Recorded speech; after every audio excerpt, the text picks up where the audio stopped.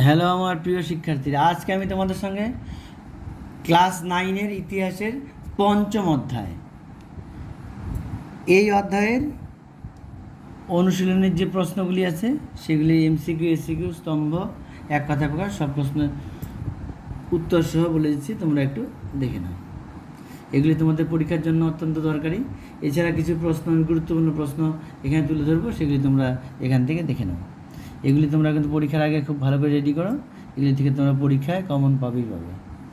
1 number MCQ, প্রথম সাম্যবাদী সরকার প্রতিষ্ঠিত হয়? উত্তর হবে রাশিয়াতে, সি নাম্বার, রাশিয়াতে। পরের প্রশ্ন, সাম্যবাদ প্রতিষ্ঠার পূর্বে রাশিয়ায় কোন বংশের শাসন প্রতিষ্ঠিত ছিল? উত্তর হবে বি নাম্বার, রোমানভ। পরের প্রশ্ন, রাশিয়ার সমাজ ব্যবস্থার শীর্ষে ছিল? উত্তর হবে এ নাম্বার, অভিজাত সম্প্রদায়, অভিজাত সম্প্রদায়। পরের প্রশ্ন, রোমানভ বংশের পতন ঘটে কোন শাসকের আমলে?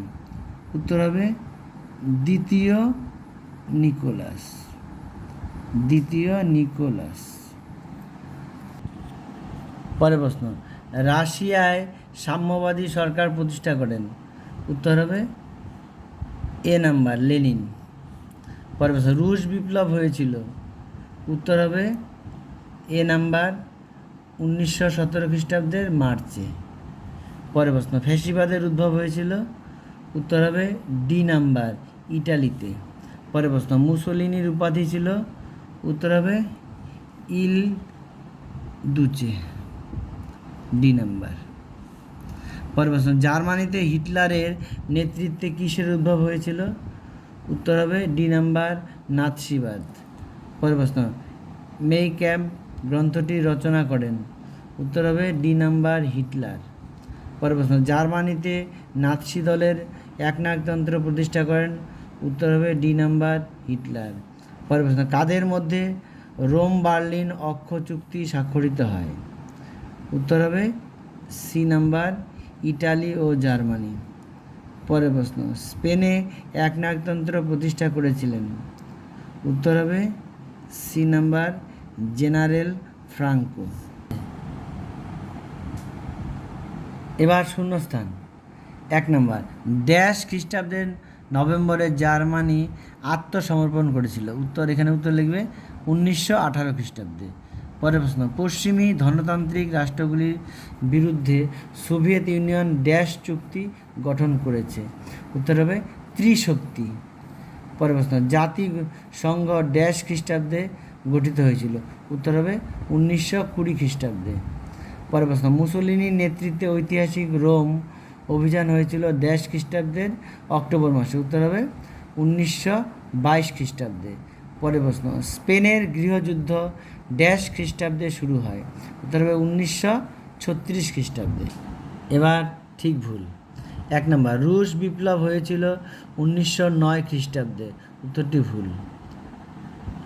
উড্রো উইলসন তার 14 দফা নীতি ঘোষণা করেছিল 1918 খ্রিস্টাব্দের 8ই জানুয়ারি? উত্তরটি সঠিক। পরের প্রশ্ন, 1929 এর মহানন্দার প্রভাব গ্রেট ব্রিটেনের উপর পড়েনি? আবার বলছি, দেখো, 1929 এর মহামন্দার প্রভাব গ্রেট ব্রিটেনের উপর পড়েনি। মহামন্দার প্রভাব গ্রেট ব্রিটেনের উপর পড়েনি, উত্তরটি ভুল। পরের প্রশ্ন, ফ্যাসিস্ট দলের জনক ছিলেন বেনিটো মুসোলিনি? উত্তরটি সঠিক। পরের প্রশ্ন, 1933 খ্রিস্টাব্দে 1933 খ্রিস্টাব্দে হিটলার জার্মানির চ্যান্সেলর নিযুক্ত হন? উত্তরটি ভুল। স্পেনের গৃহযুদ্ধে নেতৃত্ব দিয়েছিলেন জেনারেল ফ্রাঙ্কো? উত্তরটি সঠিক। এবার স্তম্ভ, ক স্তম্ভের সঙ্গে খ স্তম্ভ। 1 নাম্বার ইল দুচে, উত্তর হবে ডি নাম্বার। 2 নাম্বার ফ্যাসিবাদ, উত্তর হবে ইটালি, সি নাম্বার। 3 নাম্বার নাৎসিবাদ, উত্তর হবে জার্মানি। 4 নাম্বার মেই ক্যাম্প, উত্তর হবে এ নাম্বার হিটলার। পরের স্তম্ভ এপ্রিল থিসিস, উত্তর হবে লেনিন। পরের প্রশ্ন 14 দফা দাবি, উত্তর হবে উড্রো উইলসন। পরের প্রশ্ন ইল পপলো দা ইতালিয়া, উত্তর হবে মুসোলিনি। পরের প্রশ্ন national socialist German works party, উত্তর হবে লেনিন। উত্তর হবে হিটলার। অর্থাৎ 4 নম্বরের উত্তর হবে হিটলার। এবার বিবৃতি, এখানে দেখো বিবৃতি প্রশ্ন আছে, তার 3টা করে উত্তর দেওয়া থাকবে, যেটা সঠিক উত্তর হবে সেটা আমি বলে দিচ্ছি, তো শুনে নাও। 1 নম্বর বিবৃতি, জার্মানিতে নাৎসিবাদের উদ্ভব ঘটে। এখানে 3টা ব্যাখ্যা দেওয়া আছে, এর মধ্যে ব্যাখ্যা নাম্বার 1টা হলো সঠিক উত্তর। বিরোধী শক্তির দুর্বলতার সুযোগে হিটলার জার্মানদের আর্থিক স্থিতিশীলতার আশ্বাস দিয়েছিলেন। পরের নাম্বার বিবৃতি, মার্কিন যুক্তরাষ্ট্রের আর্থিকভাবে দুর্বল রাষ্ট্রগুলিকে ঋণ দানের নীতি বাতিল করে। মার্কিন যুক্তরাষ্ট্র আর্থিকভাবে দুর্বল রাষ্ট্রগুলিকে ঋণ দানের নীতি বাতিল করে। উত্তর হবে 3 নম্বরটা। মহামন্দার প্রকোপ মার্কিন যুক্তরাষ্ট্রেও পড়েছিল। মহামন্দার প্রকোপ মার্কিন যুক্তরাষ্ট্রেও পড়েছিল, এটাই হবে উত্তর। এবার অতি সংক্ষিপ্ত প্রশ্ন, এখানে প্রশ্নের সঙ্গে উত্তর করে দেওয়া আছে, দেখে নাও। কোন জারের আমলে 1905 খ্রিস্টাব্দের বিপ্লব সংগঠিত হয়েছিল? উত্তর হবে দ্বিতীয় নিকোলাসের আমলে 1905 খ্রিস্টাব্দের বিপ্লব সংগঠিত হয়েছিল। পরের প্রশ্ন, বলশেভিক দলের নেতা কে ছিলেন? উত্তর হবে বলশেভিক দলের নেতা ছিলেন লেনিন। পরের প্রশ্ন, 2জন রুশ সাহিত্যিকের নাম করো বা নাম লেখো। তো রুশ সাহিত্যিকের নাম হলো টলস্টয় ও তুর্গেনিভ। রেপ আছে কিন্তু। পরের প্রশ্ন,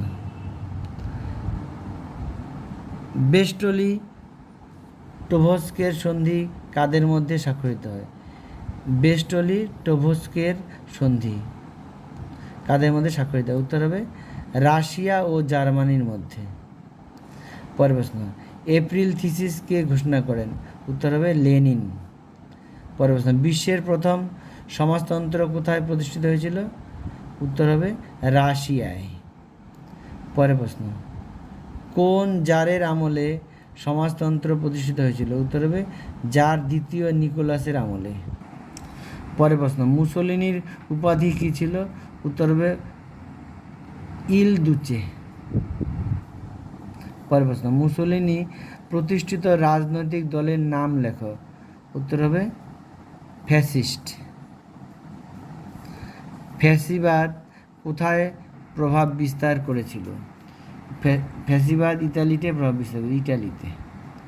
পরের প্রশ্ন, ভাইমার প্রজাতন্ত্র কোথায় প্রতিষ্ঠিত হয়েছিল?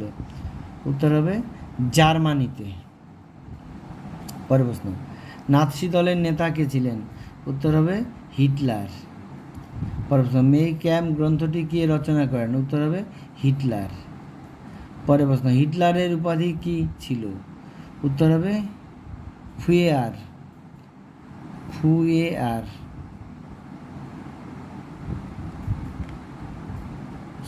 উত্তর হবে ফুয়েরার বসানো হবে ফুয়েরার। পরের প্রশ্ন, কার নেতৃত্বে স্পেনে একনায়কতন্ত্র প্রতিষ্ঠিত হয়েছিল? উত্তর হবে জেনারেল ফ্রাঙ্কোর। এবার 2 নম্বর প্রশ্ন, 2জন রুশ চিন্তাবিদের নাম করো। উত্তর হবে হার্জেন ও প্লেখানোভ। হার্জেন ও প্লেখানোভ। রুশীকরণের নীতি কী? উত্তর হবে রুশ সাম্রাজ্যের অধীন অরুশ রাজ্যগুলির স্বাতন্ত্র্য বিনষ্ট করার জন্য তাদের ওপর রুশ ভাষা ও সংস্কৃতি চাপিয়ে দেওয়ার নীতিকে বলা হয় রুশীকরণের নীতি। তাকে বলা হয় রুশীকরণের নীতি। পরের প্রশ্ন, স্টোলিপিন প্রক্রিয়া বা কালো সন্ত্রাসের রাজত্ব কী? উত্তর রাশিয়ায় 1905 খ্রিস্টাব্দের বিপ্লব ব্যর্থ হয়। এরপর জার দ্বিতীয় নিকোলাসের প্রধানমন্ত্রী পিটার স্টোলিপিন সারা দেশে এক সন্ত্রাসের রাজত্ব কায়েম করেন। তিনি জেল থেকে ব্ল্যাক হাইডেড নামক কুখ্যাত অপরাধীর মুক্তি দিয়ে তাদের সহায়তায় জার বিরোধী শ্রমিক ও কৃষকদের উপর চূড়ান্ত সন্ত্রাস শুরু করেন, যা স্টোলিপিন প্রক্রিয়া বা কালো সন্ত্রাসের রাজত্ব নামে পরিচিত। পরের প্রশ্ন, অক্টোবর ঘোষণা বা অক্টোবর ইস্তাহার কি? উত্তর, রাশিয়ার জার দ্বিতীয় নিকোলাস গণবিক্ষোভ ও ধর্মঘটের চাপে বাধ্য হয়ে 1905 খ্রিস্টাব্দের 30 অক্টোবর একটি ঘোষণার দ্বারা রাশিয়ার শাসন সংস্কারের প্রতিশ্রুতি দেন। এই ঘোষণায় জার জনগণের ব্যক্তি স্বাধীনতা, মত প্রকাশের স্বাধীনতা, সংঘবদ্ধ হওয়ার অধিকার ইত্যাদি মেনে নেন। জার সম্প্রসারিত ভোটাধিকারের ভিত্তিতে গঠিত ডুমাকে আইন প্রণয়নের অধিকার দিতেও স্বীকৃত হন। জারের এই ঘোষণা অক্টোবর ঘোষণা বা অক্টোবর ইস্তাহার নামে খ্যাত। পরের প্রশ্ন, সোভিয়েত কি বা সোভিয়েত কীভাবে গঠিত হয়? উত্তর, সোভিয়েত হল স্বশাসিত পরিষদ। 1905 খ্রিস্টাব্দের অক্টোবর মাসে সমগ্র রাশিয়ায় বলশেভিকদের নেতৃত্বে সাধারণ ধর্মঘট সংগঠিত হয়। সেন্ট পিটার্সবার্গ এবং অন্যান্য শিল্প নগরীতে শ্রমিক প্রতিনিধিদের নিয়ে সোভিয়েত গঠিত হয়। পরের প্রশ্ন, রানী আলেকজান্দ্রা কে ছিলেন? রাশিয়ার জার দ্বিতীয় নিকোলাসের স্ত্রী ছিলেন রানী আলেকজান্দ্রা। তিনি রাসপুটিন নামক এক ধর্মযাজকের প্রভাবে কবি ডোনস্টেভ এবং প্লেব নামক দুইজন মন্ত্রীর মাধ্যমে যে প্রতিক্রিয়াশীল শাসন প্রবর্তন করেছিলেন তা রাশিয়ার সকল শ্রেণীর জনগণকে আতঙ্কিত করে তুলেছিল। পরের প্রশ্ন, জারতন্ত্র কাকে বলে? 1613 থেকে 1917 খ্রিস্টাব্দ পর্যন্ত সময়কালে রাশিয়ায় রোমানভ বংশ শাসন করত। মিখাইল রোমানভ প্রতিষ্ঠিত এই বংশের শাসকগণ বংশানুক্রমিকভাবে সে দেশে সার্বভৌম শাসনকার্য পরিচালনা করতেন। সার্বভৌম ক্ষমতার প্রতীক হিসেবে তারা জার নামে অভিহিত হতেন। জারদের শাসনতন্ত্রই জারতন্ত্র নামে পরিচিত। পরের প্রশ্ন, নিউ ডিল বা নতুন ব্যবস্থা কি? উত্তর, ডেমোক্রেটিক দলের মনোনীত প্রার্থী ফ্রাঙ্কলিন ডিলানো রুজভেল্ট নির্বাচনে জয়ী হয়ে আমেরিকার রাষ্ট্রপতি হন। ক্ষমতা লাভের পর রুজভেল্ট কয়েকটি দীর্ঘমেয়াদী পরিকল্পনা গ্রহণ করেন ও আমেরিকাকে অর্থনৈতিক সংকট থেকে উদ্ধার করেন। ইতিহাসে তার এই নতুন পরিকল্পনাগুলি নিউ ডিল বা নতুন ব্যবস্থা নামে পরিচিত। পরের প্রশ্ন, রক্তাক্ত রবিবার কি? এটি কিন্তু অত্যন্ত দরকারি প্রশ্ন। 1905 খ্রিস্টাব্দের 22 জানুয়ারি সেন্ট পিটার্সবার্গের একদল ধর্মঘটী শ্রমিক ফাদার গ্যাপন নামে এক ধর্মযাজকের নেতৃত্বে শাসন সংস্কারের দাবি জানানোর জন্য জারের শীতকালীন প্রাসাদের দিকে অগ্রসর হয়। এই সময় জারের সেনারা তাদের উপর গুলিবর্ষণ করে বহু ব্যক্তিকে হত্যা করে।